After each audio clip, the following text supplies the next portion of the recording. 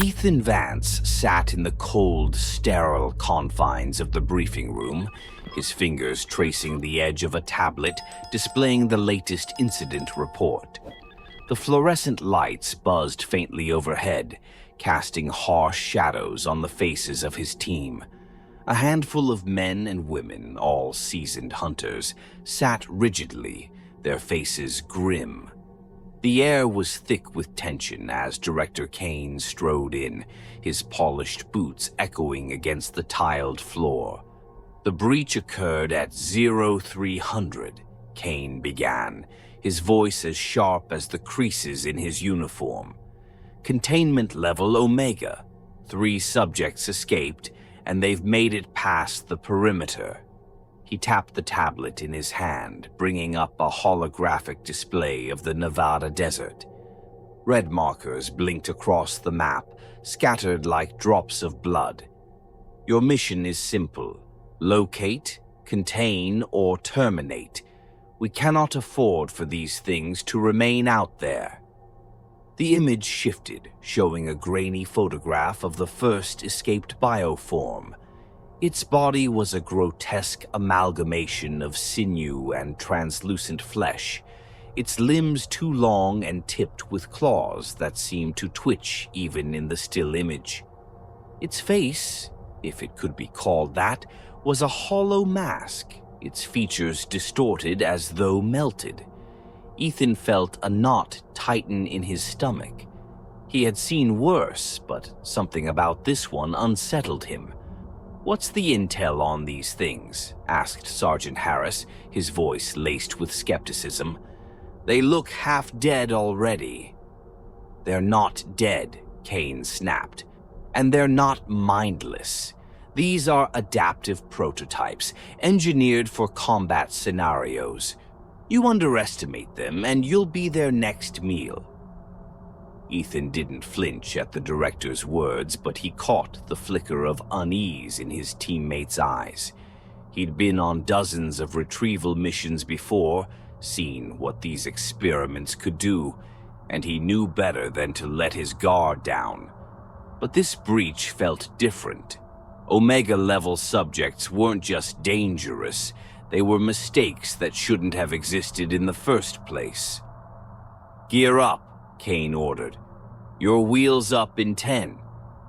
The team dispersed in silence, each heading to the armory. Ethan moved with practiced efficiency, suiting up in the standard-issue bio-armor.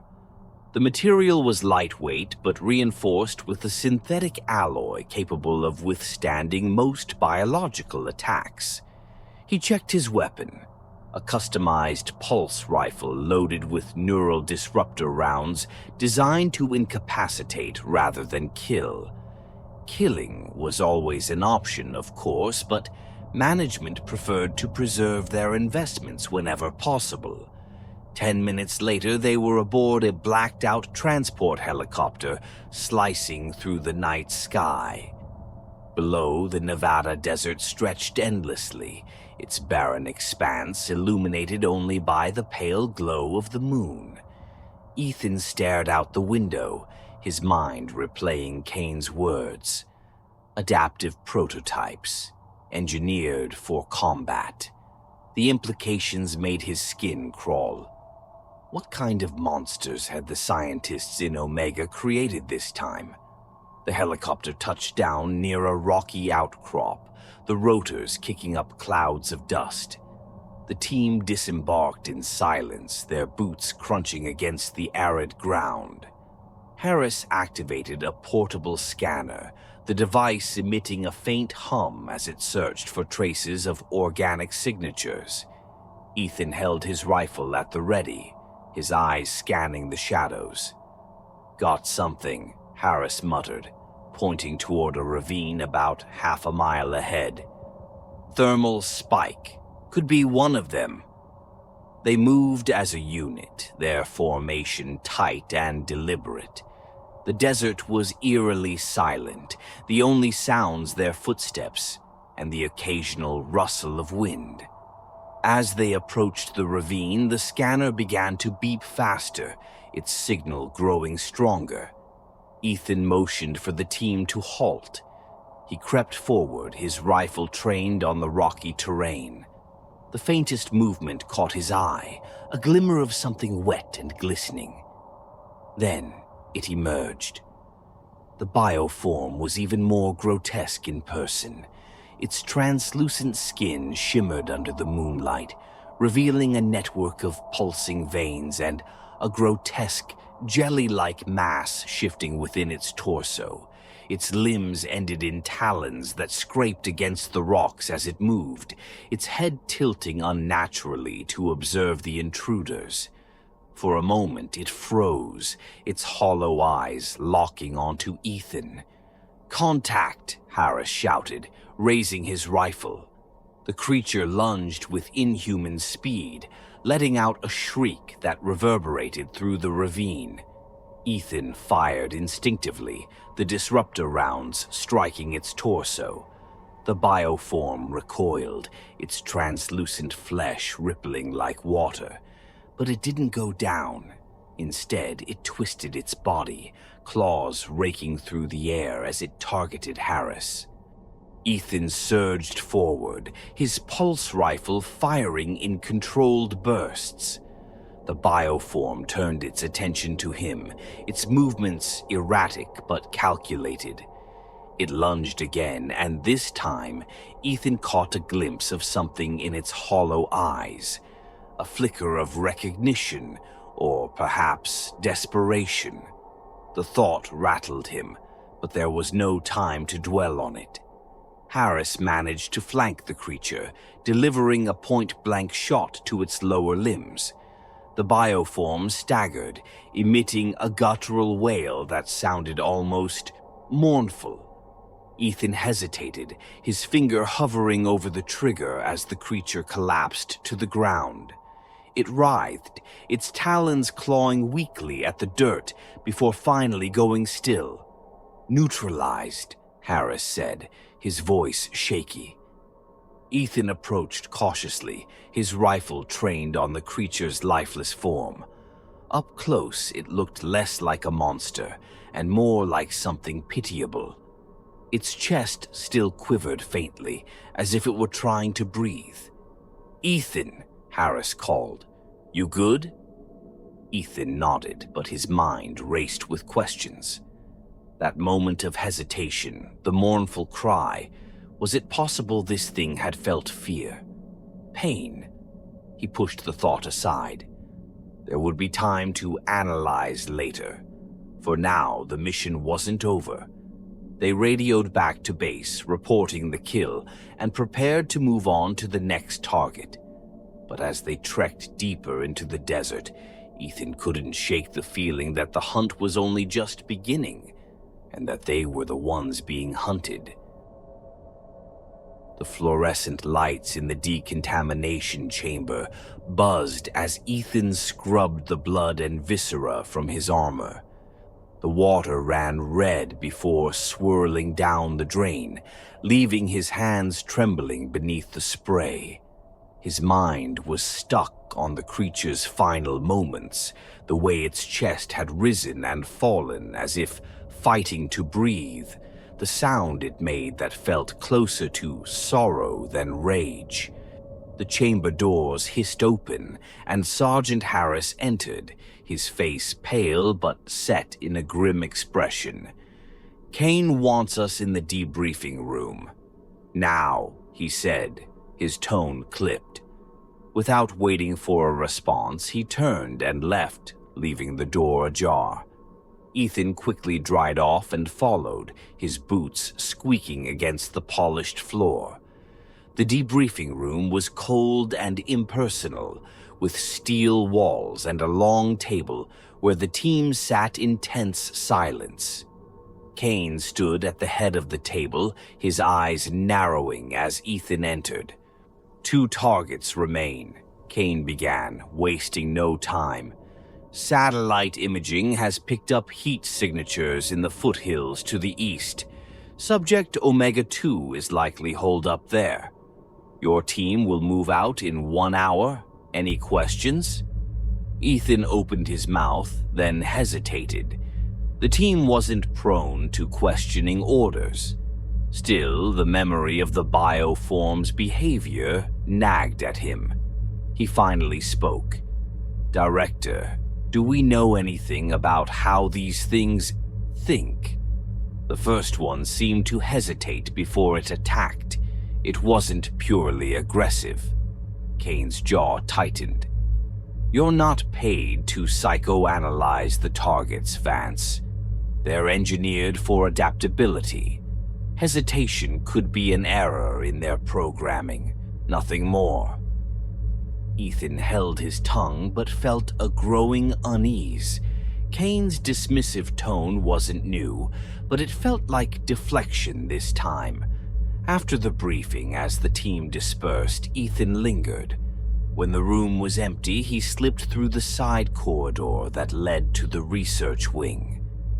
The labs in Containment Omega were unlike anything else in Area 51.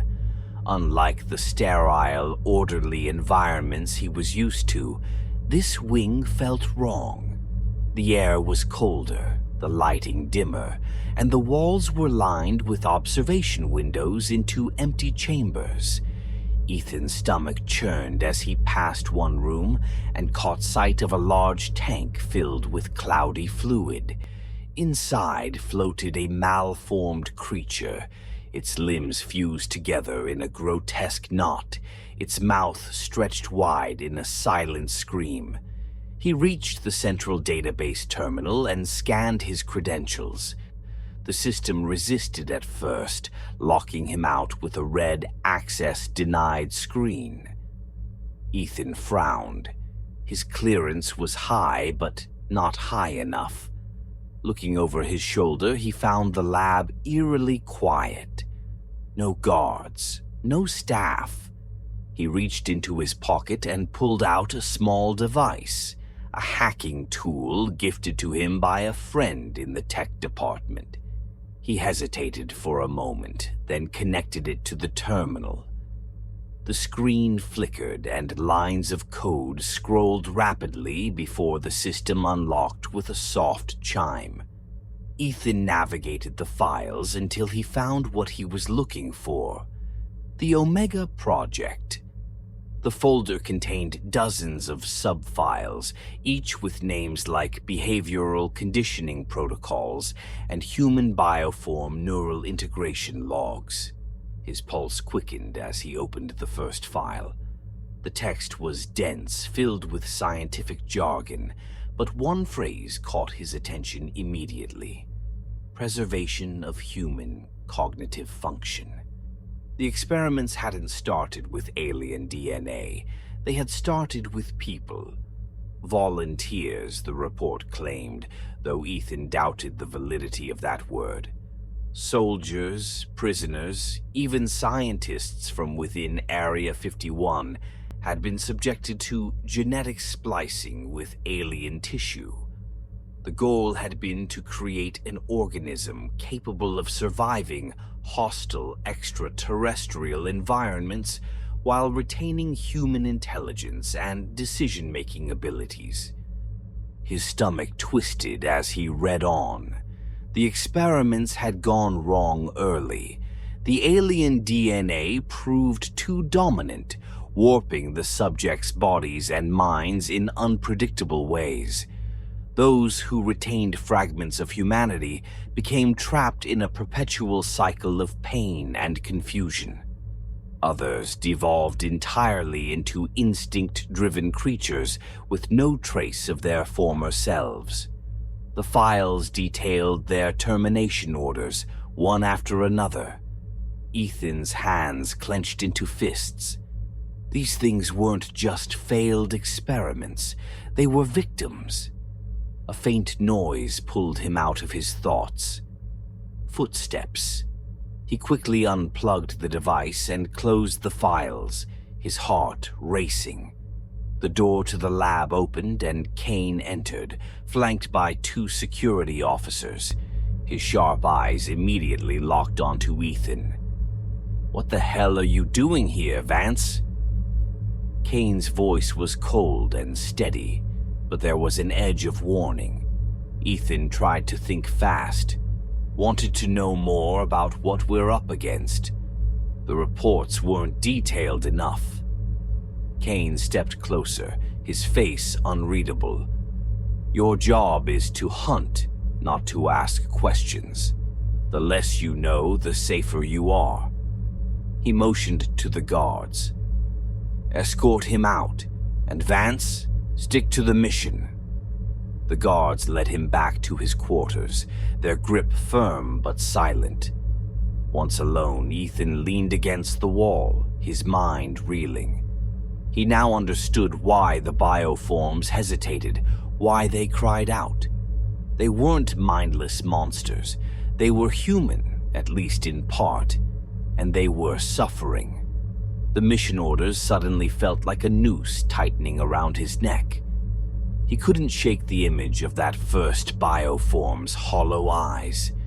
What if these things didn't need to be killed? What if they could be saved? The thought filled him with equal parts hope and dread. But there was no turning back now. He had to know the full truth, and he had to decide what to do with it. The desert stretched on endlessly, an ocean of jagged rocks and shifting sand beneath the merciless glare of the sun. Ethan adjusted his visor, scanning the horizon as his boots crunched over dry, cracked ground. The transport vehicle hummed quietly behind him, its sleek frame camouflaged against the barren terrain. The rest of the team moved in a loose formation, their weapons at the ready. They'd tracked Subject Omega-2 to a cluster of foothills a few miles from the breach site. The scanner showed intermittent thermal readings, enough to confirm the creature's presence but not its exact location. The uneven terrain and lack of cover made every step feel precarious. Ethan's pulse quickened as he tightened his grip on his pulse rifle. Something about this hunt felt different. Keep it tight, Harris muttered over comms. Eyes sharp. This one won't go down easy. As they climbed, the oppressive heat gave way to the eerie coolness of shadowed ravines. The team fanned out, checking every crevice, their movements methodical and precise. Ethan's scanner beeped softly, the signal strengthening. He rounded a corner and his breath caught. The walls of the ravine were covered in markings, crude, erratic shapes carved into the rock. Some were meaningless scratches, but others were unmistakable, crude depictions of faces, hands, and strange symbols that made his skin crawl. He approached one, running his gloved fingers over the grooves. The marks were fresh. "This is new," he said over the comms. Harris's voice crackled in response. "Don't get distracted. Stay on target." Ethan moved deeper into the ravine, the markings growing more frequent and chaotic. The air felt heavy, charged with an unnatural energy that made the hairs on the back of his neck stand on end. His scanner beeped again, this time louder and faster. He froze. A shadow moved ahead, slithering across the rocks with unnatural fluidity. Ethan raised his rifle, his finger hovering over the trigger. The shadow solidified into a shape, a creature unlike any they'd encountered before. Subject Omega-2 was smaller than its predecessor, but its body was a grotesque patchwork of mismatched limbs and hardened exoskeleton plates. Its head was an elongated, malformed skull, its features barely resembling anything human. And yet, its eyes were unmistakably alive, wide and darting with fear and intelligence. "Target in sight," Ethan whispered. "It's here." The creature crouched low, its talons scraping against the stone. For a moment it seemed ready to pounce. Ethan steadied his aim, his heart pounding, but then it stopped, tilting its head as if studying him. Its mouth opened and a sound emerged, not a growl or a scream, but a fragmented, gurgling attempt at speech. Pain. Stop. Ethan's breath hitched. The words were garbled and strained, but they were there. The creature was speaking. Contact, Harris shouted, charging in from behind. He fired without hesitation, the disruptor rounds striking the creature's shoulder. It let out a shriek and bolted, its movements a chaotic blend of crawling and sprinting. Ethan cursed under his breath and ran after it, Harris and the others close behind. The chase was frantic, the creature moving with an almost desperate energy. It led them deeper into the ravine, past more of the strange carvings, and into a cavernous opening hidden behind a wall of jagged rocks. Ethan followed, his rifle raised, his mind racing. Why had it tried to speak? Was it pleading? Warning them? Inside the cavern, the air was damp and reeked of decay. The walls glistened with an organic, slime-like substance that pulsed faintly, as if alive. Ethan's boots squelched against the ground as he advanced, the faint glow of his rifle's targeting scope casting eerie shadows. The creature was waiting. It stood at the far end of the cavern, its body hunched and trembling. Around it were crude structures made from rocks and debris, resembling a primitive nest. Scattered across the ground were fragments of bones, some animal, some unmistakably human. Ethan's stomach churned at the sight. "It's cornered," Harris said, raising his weapon. "Take the shot." "Wait," Ethan snapped. He stepped forward, ignoring Harris's glare. The creature's eyes followed him, wide with a mix of fear and defiance. Its claws twitched, but it didn't attack. "Can you understand me?"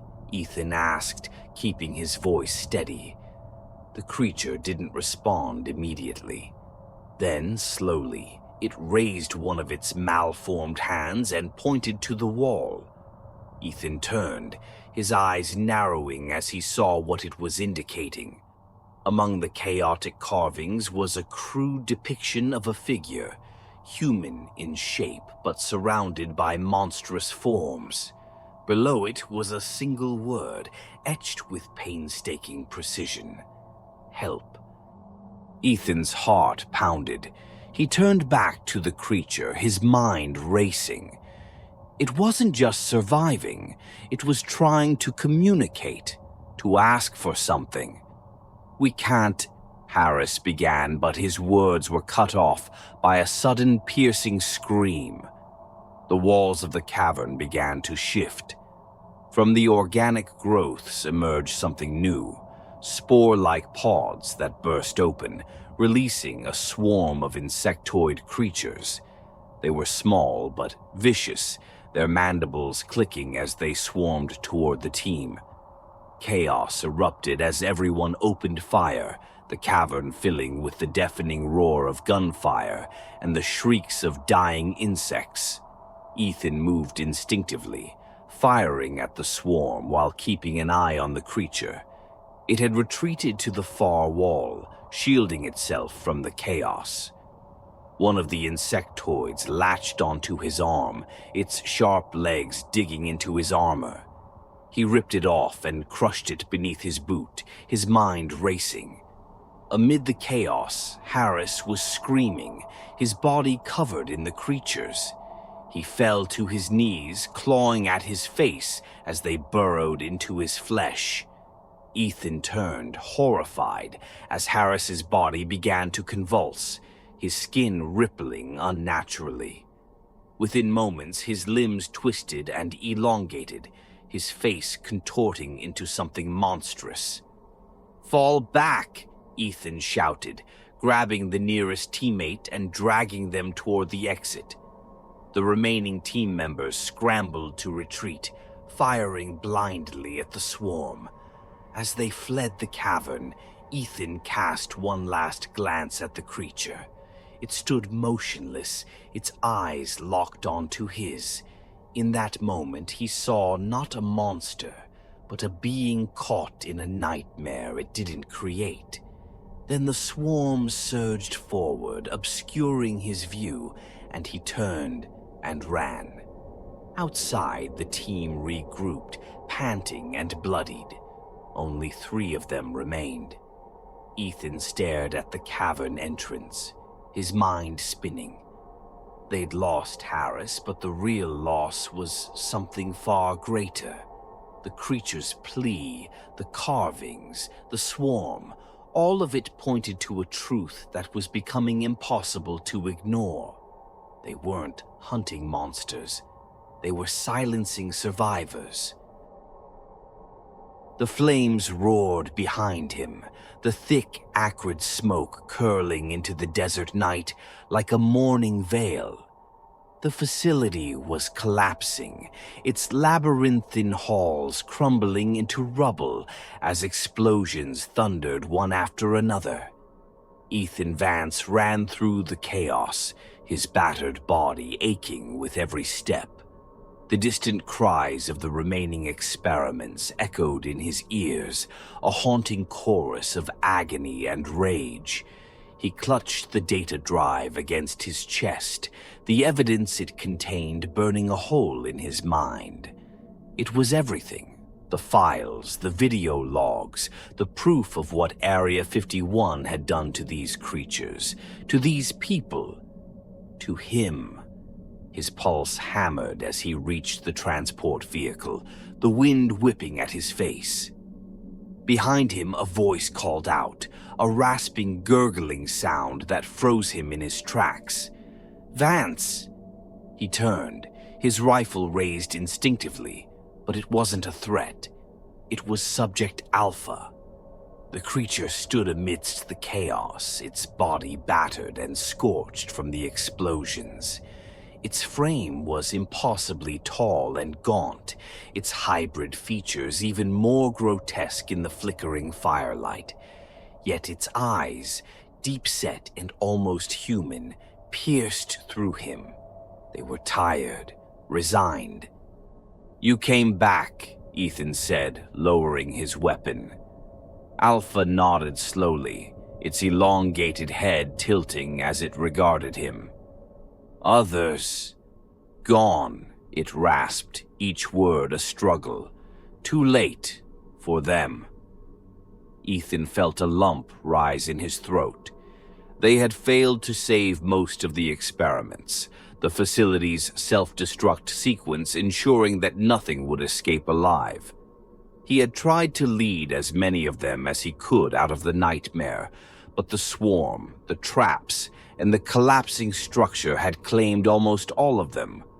Only Alpha remained.